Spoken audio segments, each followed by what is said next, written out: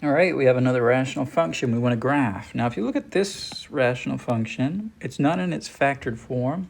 So before you do anything, you want to begin factoring right at the outset. So I'm going to factor the top. Now that's a trinomial, a quadratic trinomial. We can make x times x to get x squared, and then find two numbers that multiply to give negative 12 and add to give 1. And you can say, okay, positive 4 and negative 3 multiply to give negative 12 and add to give positive 1. So I got x plus 4, x minus 3 are my factors. In the bottom, I can factor out a 2 in common. When I factor out a 2 in common, it's called a greatest common factor 2. I'll have x squared minus 4 left over in parentheses, and then I can do a difference of squares factorization. So copying down the top once again, and then on the bottom, we have, let's see, a 2, and then the difference of squares factorization involves x minus 2 and an x plus 2. There's your complete factorization, top and bottom. Okay, so first we're going to find what are called the vertical asymptotes.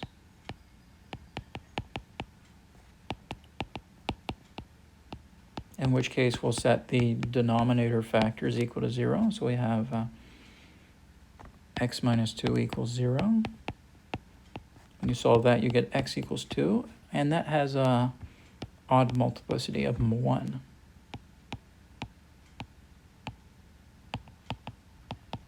Why would you say multiplicity of 1? Because the power of x minus 2 here is 1 there. You set your second factor, x plus 2, equal to 0, and subtract 2 from both sides, you get x equals negative 2. Has also an odd multiplicity of 1.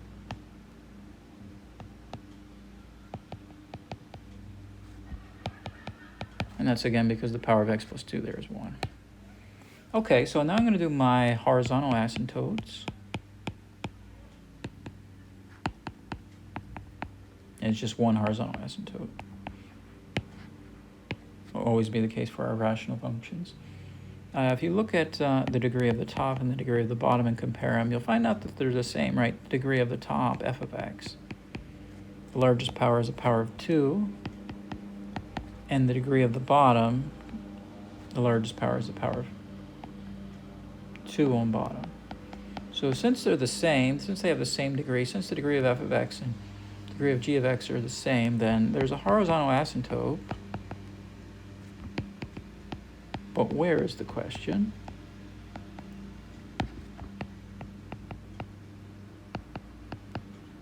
At y equals, so we're going to take the leading coefficients. The leading coefficients, I'll take, what's the leading coefficient of my top term? I got a 1 up top, right? You can imagine out front here you have a 1. And on bottom, my leading coefficient is 2. So 1/2. Or another way, if you looked at the factored form, you have a 1 out front here and a 2 out front here, so it's 1 over 2. So y equals 1/2 is your horizontal asymptote. That's going to be a horizontal line that's up at 1/2 on the y-axis. Okay, let's find now our x-intercepts, or our zeros. We're going to set our top factors equal to 0. We're going to set x plus 4 equal to 0. When we solve that for x, we're going to get x equals negative 4. That has a multiplicity of 1, odd multiplicity.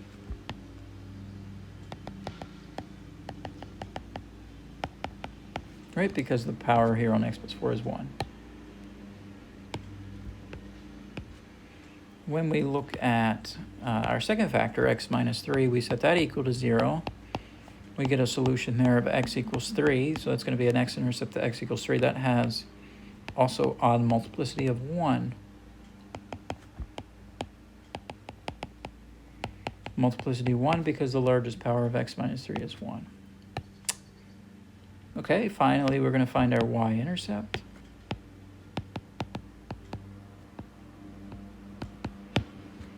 So we're going to take our function and we're going to plug in, I'm going to use the factored version, I'm going to plug in a 0 everywhere we have an x.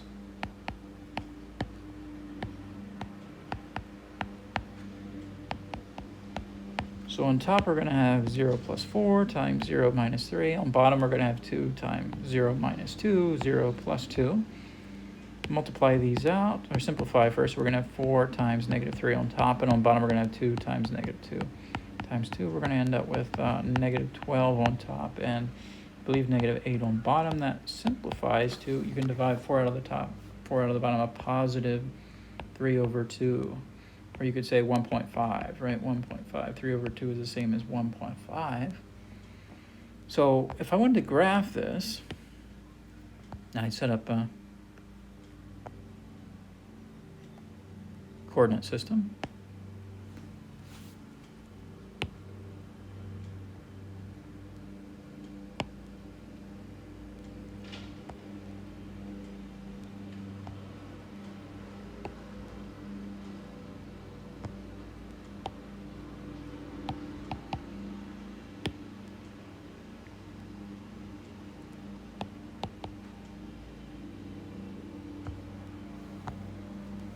Okay, and well, that didn't work too well. Try it again. That didn't work too well. Try it again. There we go. We're going to put down our asymptotes vertical first. So we're going to have an asymptote at 2. It's a vertical. That's a line that'll get approached but never touched or crossed. We're going to have a vertical asymptote at minus 2. And that'll get approached but never touched or crossed. We're going to have a horizontal asymptote at 1/2, right? Y equals 1/2. So let's say this is 1 right here. So 1/2 would be right here, halfway between.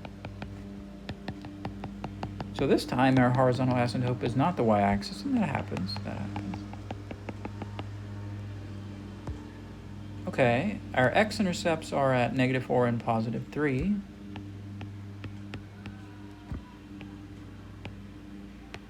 So we're going to have an x-intercept down here on the x-axis and down here on the x-axis. So at -4 and +3.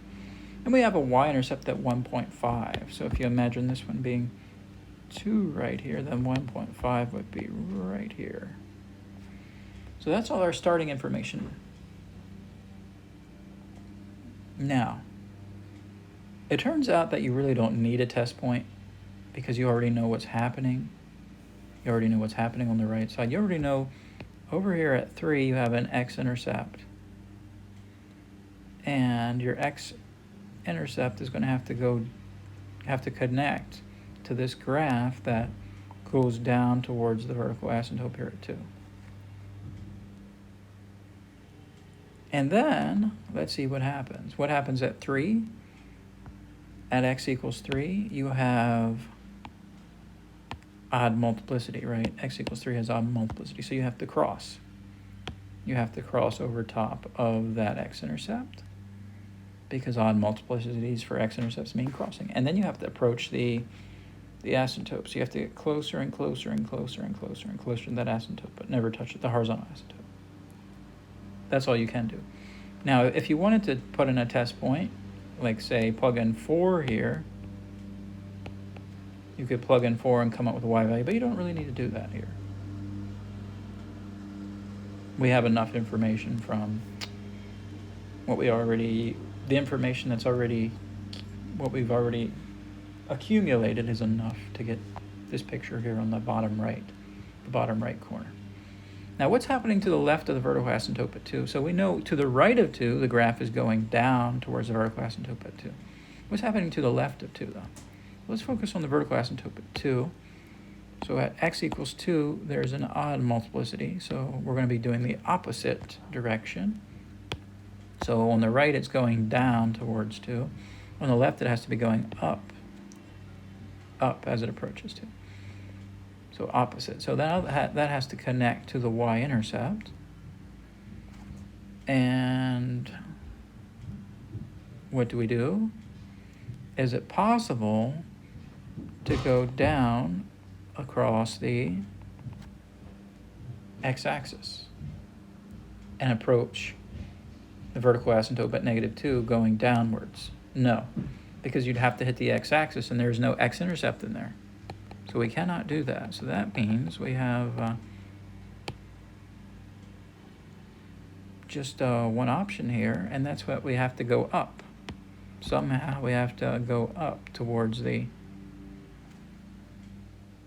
vertical asymptote at -2. Yeah, so we're going up. Now how exactly this pans out, how exactly this looks, I don't know precisely how this looks. That's not the point. The point is you want to get the general shape. So something like this. Something like this. You have to come back up towards the vertical asymptote because you cannot go back down.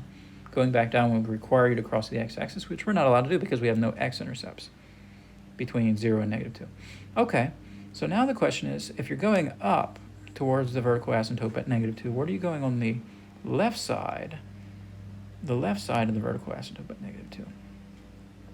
Well, focus on the vertical asymptote at -2. It has odd multiplicity. So that means things are oriented oppositely about that vertical asymptote.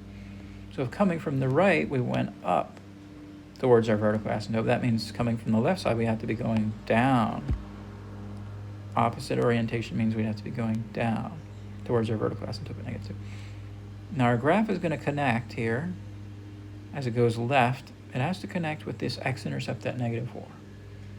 Now, does it cross there or does it kiss there is the question. Well, let's focus on -4 as an x-intercept.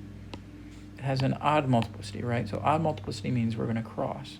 So we're going to come across there at -4, and then we just can only go in one direction. We have to approach on the tail end. We have to approach our horizontal asymptote. So we're going to get closer and closer and closer to our horizontal asymptote.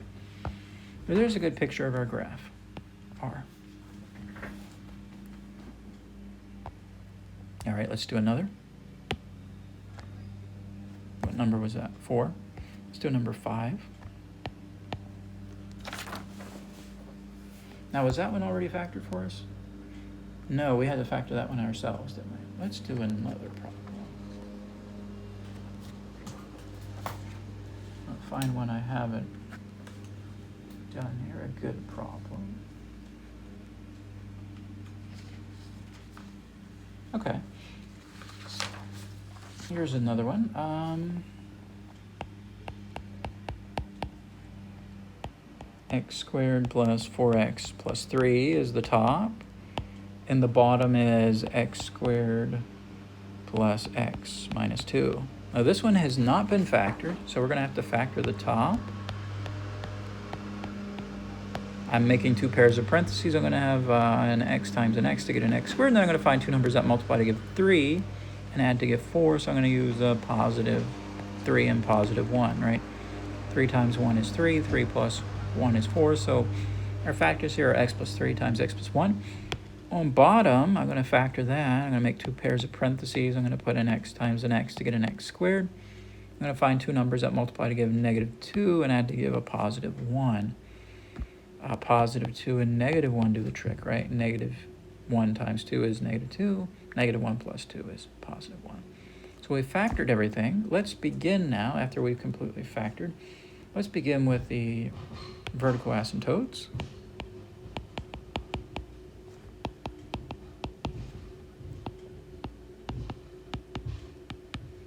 We're going to take our factors from the bottom and set them equal to 0. So we're going to take x plus 2 equal to 0, and we get x equals -2 has odd multiplicity 1.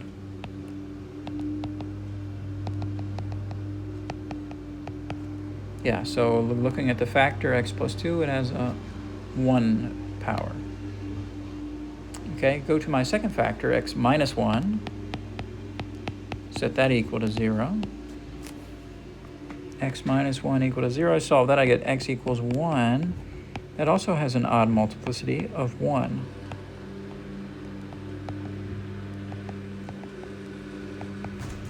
Because the power there is 1 over top of x minus 1. Okay, horizontal asymptotes is the next target.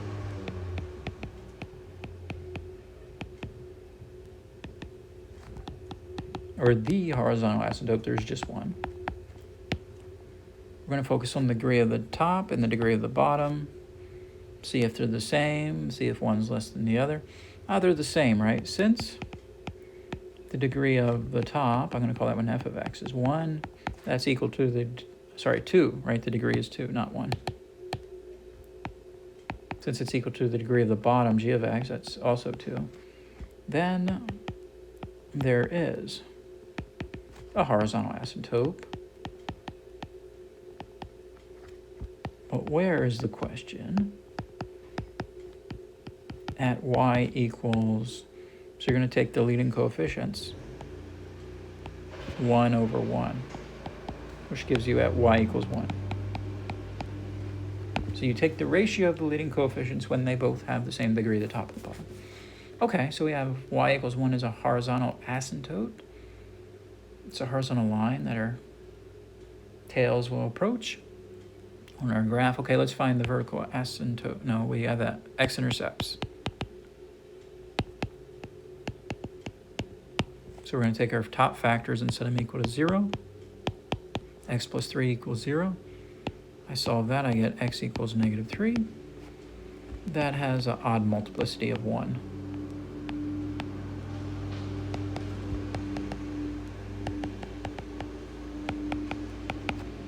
Okay, and we're going to take our other factor, x plus 1, set that equal to 0.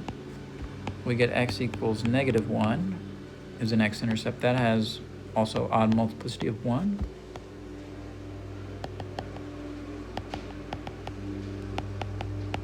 And finally, let's find the y-intercept. We're going to set, I'm going to take my factored version of the rational function and plug in 0 for each x value. So I plug in 0, so I get 0 plus 3, 0 plus 1, 0 plus 2, 0 minus 1. On top, I'm going to be multiplying, let's see, 3 times 1. On bottom, 2 times negative 1. So I'm going to get 3 over negative 2. So in other words, y equals negative 1.5. So it's a negative 1.5. So let's graph this.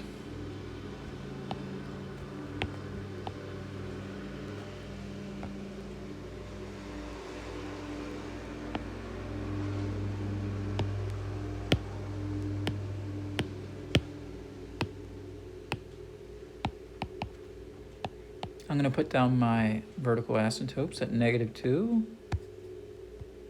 right, negative 2 and positive 1.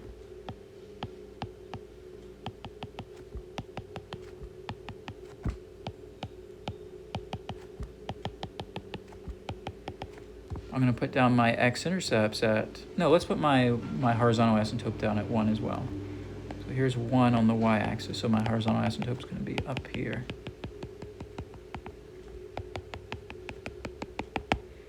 Okay, now I'm going to do my x-intercepts. I'm going to have x-intercepts at negative 3 and at negative 1, yes. So I'm going to put red dots. I'm making my graph red. Negative 3 and at negative 1. Okay, and what else is going on here? Oh, we have a y-intercept at negative 1.5. So negative 1.5 on the y-axis would be halfway between negative 1 and negative 2. Okay, so this is all we've been given. Okay, we haven't been given any other information. We haven't analyzed any further information. So we have to figure out what's going on the right side of our rightmost x important value. So we have, what are our important x values? We have negative 3 is an important x-intercept. Negative 2 is an important vertical asymptote. Negative 1 is an important x-intercept. At 0, you have a y-intercept, right? 0, comma, negative 1.5, you have a y-intercept. And then at 1, you have a vertical asymptote. So the rightmost important x value is at 1. So we're going to go just to the right of 1. We're going to pick the number 2. And we're going to find out a test value to figure out if our graph is going up here or if our graph is going down here. One of those two. So I'm going to pick a test value of 2. Test point. So I'm going to take x equals 2 to figure out what's going on with y. So plugging into my function, I'm going to use the factored version. So we're going to have a blank plus 3 times blank plus 1 over blank plus 2 times blank plus minus 1.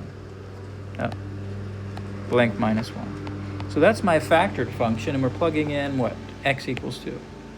2 for x.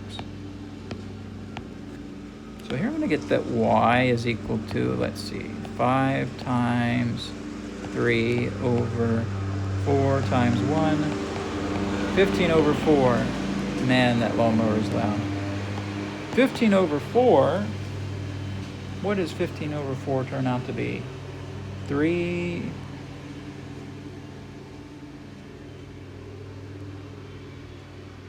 3 3/4. Yeah, 3 3/4. So this is 3.75. So where does that plot? 3.75.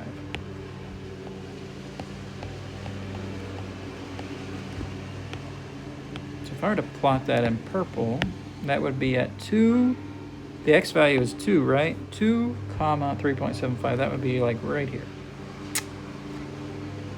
So we know that our graph is going to be in this upper right-hand corner. So it's going to have to get close to the vertical asymptote of 1, and it's going to have to get close to this horizontal asymptote of y equals 1. Okay, so we got our graph started.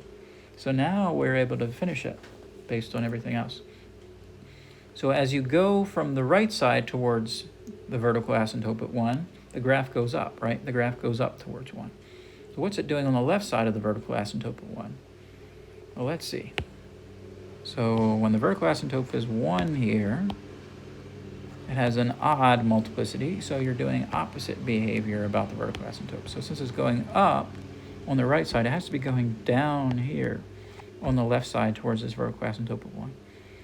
So that graph that's going down there towards the vertical asymptote has to connect to this Y-intercept, and this Y-intercept has to connect to this X-intercept. Now the question is, what does it do at negative 1? What does it do there at negative 1? Does it cross or kiss? Well, let's see. Let's look at X-intercept. The X-intercept of negative 1 has an odd multiplicity, so we're going to cross. We're going to cross. So we're going to go across, and that means we can only go up towards this vertical asymptote at negative 2. We have to go up. We're not allowed, if we cross, let's just think about it for a second. So we cross. What happens if we try to come back down towards the vertical asymptote? Well, we have to hit the x-axis one more time, and we're not allowed to hit the x-axis because there are no x-intercepts there. So we are required only to go one direction. That's to go up towards the vertical asymptote at negative 2. So coming from the right towards the vertical asymptote at negative 2, we're going in an upwards direction. What are we doing on the left side of the vertical asymptote at negative 2? Well, let's see. The vertical asymptote at negative 2 has an odd multiplicity, so that means we have to have opposite orientation about that vertical asymptote. So if it's coming up from the right side, that means on the left side it has to be going down towards the vertical asymptote, and that downwards piece of graph has to connect here to this x-intercept at negative 3. And what does it do at negative 3? Well, at negative 3, the x-intercept has an odd multiplicity, so we have to cross over that x-intercept, and we have to go towards the horizontal asymptote here. Now there it is. There's our final graph of R.